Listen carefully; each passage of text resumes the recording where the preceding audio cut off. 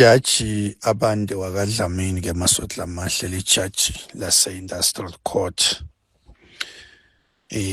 kunelusaba ntshelana lwakhe lesithi aseselucacise la kaSwaziland News umhleli ngizwele Martin Dlamini.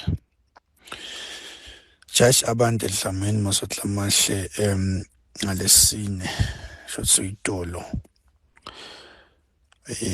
betitine Inhlaba for June 2026. Ukhokha ke sijubo selicala lalomunye lapha lobeka ngumabhalane noma ke lo mabhalane wenhlangano yebathutsi Tinqola Tekuthusa Sive Public Transport Union. So ufake ligama lami lapha. Nakafaka ligama lami uthi ke ngamshayela mina ngamthusa ngatama ukuthi ngimethusa kule ndzaba. Masotla Mahle angisho lokuthi lana nawuyinsatheli vele abantu labathintseka kwetindzabeni uyabashayela. Nemajaji ngiyawashayela. Lamanye ngiwatayele futhi ngiyawashayela nje sicoce sibuke tindzaba telive. Nalona wekunene lijaji lase-Industrial Court ngamshayela before even this case. Ngimshayela ke ngendzaba lapho khona ngoba uvamisa kunatha kakhulu lamajwala. Aphatheke sibamadubletulu lamabhareni. Nalekhaya ke kwaba netinkinga lekhaya kubo. Endzaweni lapho khona wadubula lelinye lijantshi lelincane lendzawo. Kusolakala ukuthi walidubula uSithembiso wakamngomedulu. Nakhona ke kwaphindza kwaba netinkinga nabasebhareni. Lijantshi lo Jaji Abande nje uyi-chaos Masotla Mahle. Ngamshayela ke ngimbuta ngaleyo ndzaba ngifuna ukuthi naye asho lisayiti lakhe. Wacala wabalabaleka wagcine ke ngabona kuleli jali yachubeka lona lekhuluma lalolu sayiti. Wangithinta ke sakhuluma.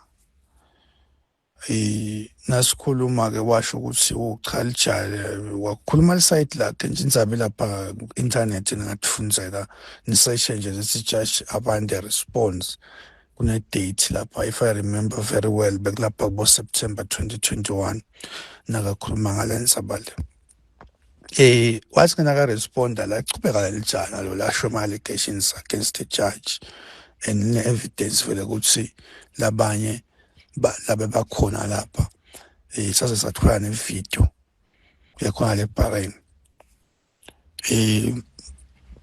Manje ke nasekathi ushayelwa utokhulunywa ngelicala lelimbi kwakhe ukuthi uyethuswa ukuthi alijube njani. Sawukhuluma amanga wakunene.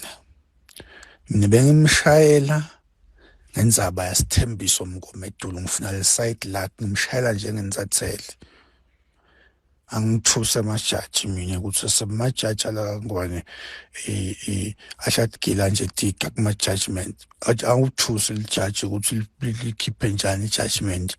Secriticize lijaji naseliyikhipile bese siyayi-analyze i-judgment. Lokulungelo lethu sinzatheli nelive nje lonke eMaswati ane-right to criticize judges because akusibo uNkulunkulu laba.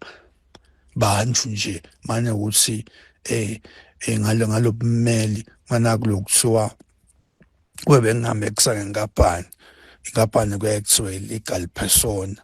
Shothi inkampani nayikhuluma through the director or that authorized person lokusuke kuthiwa une-authority in the company lokufuna ayikhulumele. But yona iy'telo mlomo kodwa ayithathwa ukuthi nayo isamuntu. Nenkantolo-ke ikanjalo. Inkantolo ikhuluma through the judge. The judge is not the court, but the court speaks through the judge. Jothi Jaji Abande nje umuntu but nasahleli lapha esihlalweni sebunkantolo seyinkantolo leyo. Angathi ke inkantolo kwenzeka yini ithi ihle ikhipha i-judgment inkantolo ibe inathe etshwala itsakiwe ngoba nangiyibuka le judgment lena mina lekhishwe ngabantu ukhomba ukuthi le nkantolo beyitsakiwe inathile manje-ke nasitabana nenkantolo letahle tsakwa ihambe iyobuka bo-Facebook ukuthi uthini umhleli ngami ngelijaji ka-Facebook bese uyabuya uto-incorporate le tinkulumo ta-Facebook ukuthi fake judgment. Kwakwenziwaphi le mvo leyo ukuthi maswatamahle nakunelicala ngoba nawulijaji ukhipha i-judgment based on the papers or the evidence presented before the court. Kusho ukuthi nangabe ukhokha lesijubo ubuka lamaphepha lalambe kwakho ubuka lobufakazi lobulambe kwakho awuhamba ugole miyane tinkulumo letinye leti lematshwaleni leti kubo social media uze ubuye utofaka la judgment.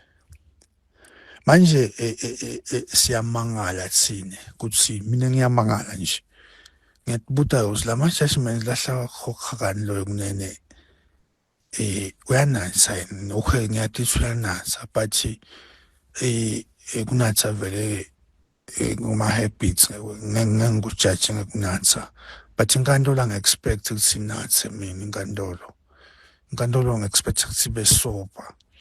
So wekunene nangabe aphumile emsebentini asa-attain his personal capacity even though kulukhona ukudifferentiate because vele ngeke nje ngihambe ngiyogilatika bese nasengibanjiwe ngithi hayi bengine-personal capacity vele itawu-attacheka lo msebenzi wami because ngatiwa ngawo.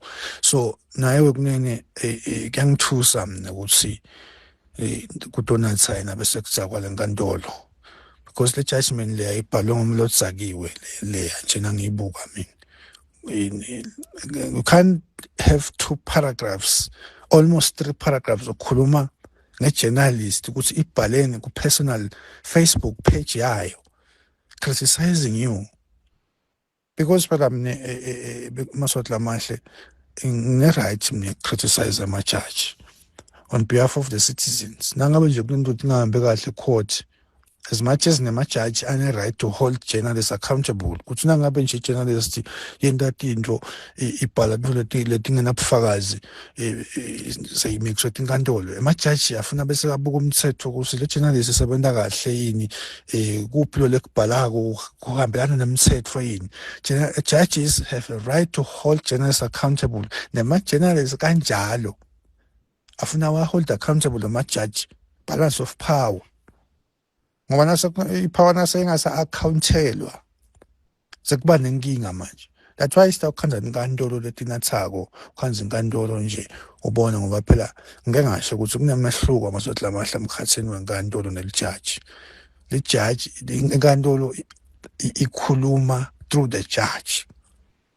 Manje-ke sikhathi inkantolo iba fair inkantolo naso ulambi kwayo ungakhanza inkantolo nje ukuthi inkantolo ihlinatha itsakwa ikhokhela ama-judgment la nje.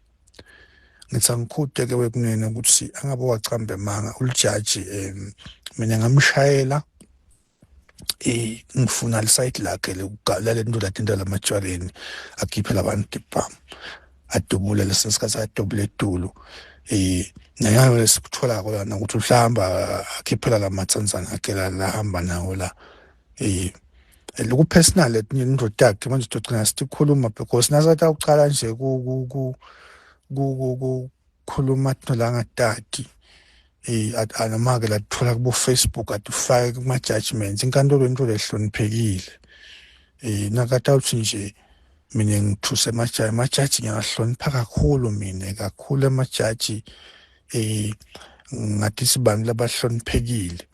Lijaji lengeke ngili-criticize lengibonayo ukuthi liyaganga kodwa nje lo msebenzi wobujaji nalamajaji bami labo lofuna sibahloniphe maswati lamahle benta umsebenzi lomkhulu kodwa-ke nakuthi awusuka umuntu nangaba kumba ngena kahle lokuba lijaji atiphathe nje buhlephu kubonakala ukuthi noma enta lo msebenzi so wenta ngathi le nkantolo iyanatha idzakwe ikhiphe ijuba idzakiwe hayi lokho ngisikuvuma amasoti lamahle ne-JSC nje seyibuke le judgment le-Judicial Service Commission ibuke ukuthi umuntu a person who is not part of the litigation bese ungena kanjani lapha ku-judgment. How can a person who is not part of the litigation features prominently in the judgment? Because i-judgment must be about lo mumfu lo tela nkantolo labalethela nkantolo bafake amaphepha bafaka lamaphepha baphemvulana benaloko baletha ubufakazi, then the judge he keep a judgment based on the court papers and based on the available evidence that has been tested by the court. Ngeke bese sewuthi udahamba ucuphele nale uthona ufuna kwakhe judgment ufake ama emotions akho la judgment. That is very wrong.